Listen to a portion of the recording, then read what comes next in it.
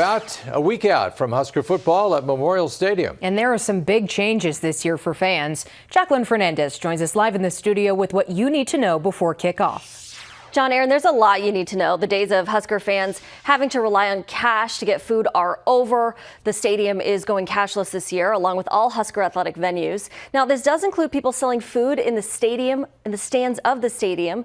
They're able to make the switch, though, thanks to an updated Wi-Fi system. Right now, the work is focused on improving internet access in the concourses. So if you need signal during a game, your best bet is to leave your seat.